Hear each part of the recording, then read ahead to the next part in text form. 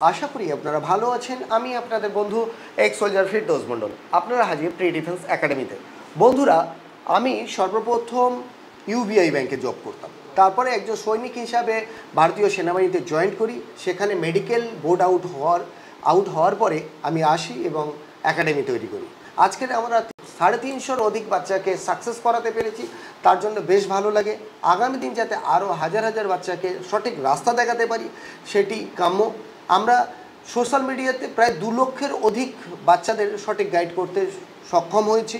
তো বন্ধুরা, আজকের একটা স্বপ্ন দেখেছিলাম বর্দি পড়ার, সেই বর্দিটা নিজে পড়েছি। পড়ার সাথে সাথে আমরা 3 জন বন্ধু মিলিয়ে, যারা প্রত্যেকে সোলজার হিসাবে জব করেছি, আমরা বেশ কিছু বাচ্চাদের একজন সোলজার হিসাবে গড়তে সাহায্য করেছি। তখন আমরা সিদ্ধান্ত নিলাম যে এই 11 এবং 12-এর বাচ্চাদের এডুকেশন নষ্ট করতে দেব না। সঙ্গে সঙ্গে ভর্তি হয়ে গেলাম ডিএলএডে এবং ডিএলএডে 2 বছর কমপ্লিট করলাম, ভালো নাম্বার পেলাম এবং তারপরে আবারও সেই স্বপ্ন, অর্থাৎ ডিফেন্স স্কুল, আর্মি স্কুল গঠন করব। এবং গত বছর শুরু হয়ে গেল সেই যজ্ঞ।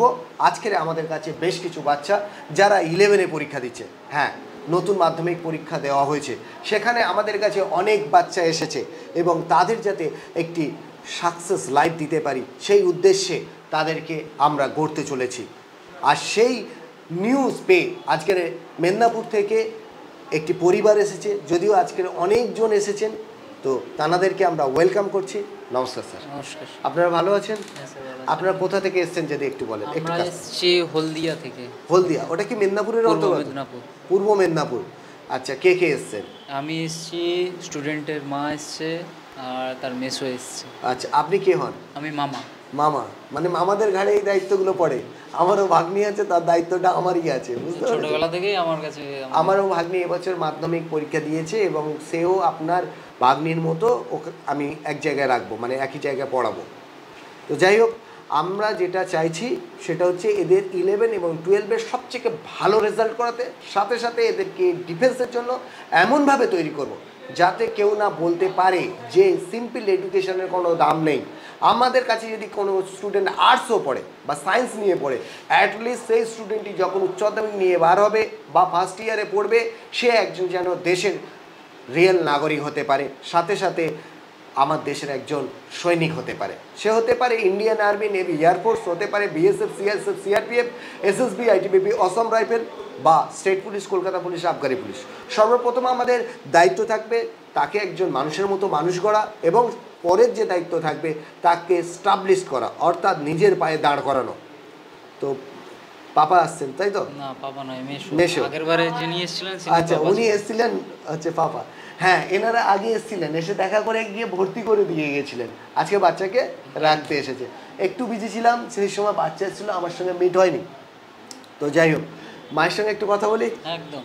দিদি, আপনার মেয়ে কি খেতে ভালোবাসে? আমার মেয়ে মাছ মাংস সবই খেতে ভালোবাসে। তত রোগা কেন? হ্যাঁ, তা যাই হোক, আপনি কি চান বলুন এই ভাইটার কাছ থেকে? আমি চাই আমার মেয়ে ওর নিজের পায়ে স্বনির্ভর হোক, ও একজন ভারতীয় সেনাবাহিনীতে যোগদান করুক, ও ভালোই থাকুক। আমার এটা অনেক দিনের স্বপ্ন যে আমি আমার মেয়েকে ওই ভারতীয় সেনা বিভাগে ভর্তি করতে চাই। একসময় আমাদের সেনাবাহিনীতে ছেলেরা, বাঙালি ছেলেরাই যেত না, আর মেয়েরা তো অনেক দূরের কথা।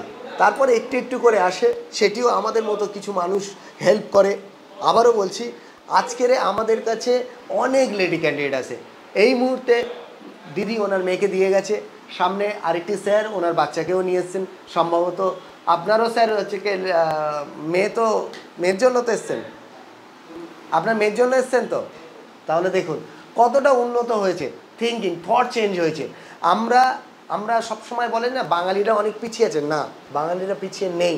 এক সময় আমরাই কিন্তু দেশের স্বাধীনতাটাকে এনেছিলাম, আর আজকের অক্ষুণ্ণ রাখার জন্য হাজার হাজার নয়, লাখ লাখ বাঙালিরা যারা সৈনিকের জন্য নিজেদের নাম লেখাচ্ছে এবং তার মধ্যে বেশ কিছু ছাত্রছাত্রী যারা সফল হচ্ছে একজন সৈনিক হিসাবে। তো যাই হোক, আপনারা আশীর্বাদ করবেন। কিছু যদি বলার থাকে আপনি বলতে পারেন, কিছু যদি বলতে চান। না, আর কিছু বলার নেই। এখানে এসে বেশ ভালোই লাগলো, সব কিছুটা দেখেও আরও খুব সুন্দর লাগলো। এমনি মেয়েদের হোস্টেল ভালো তো? ভালো। ঠিক আছে, ধন্যবাদ। আপনারা যারা মাধ্যমিক দিয়ে আছেন, যারা আসতে চান আমাদের কাছে, বা যারা মাধ্যমিক পাশ করে আছেন, শুধু চাকরির জন্য পড়তে চান, তাদেরকে আমরা ওয়েলকাম জানাই। আবারও বলি, যারা মাধ্যমিকের পরে বসবে তাদের প্রবাবিলিটিটা অনেক বেশি থাকবে, কেননা তারা 11 এবং 12-এর এডুকেশন সাথে সাথে সরকারি চাকরির জন্য নিজেদেরকে রেডি করতে পারবে। ধন্যবাদ। আপনাদের মন্তব্য আপনারা কমেন্টে জানাবেন। সাথে থাকার জন্য অসংখ্য ধন্যবাদ। জয় হিন্দ, জয় ভারত।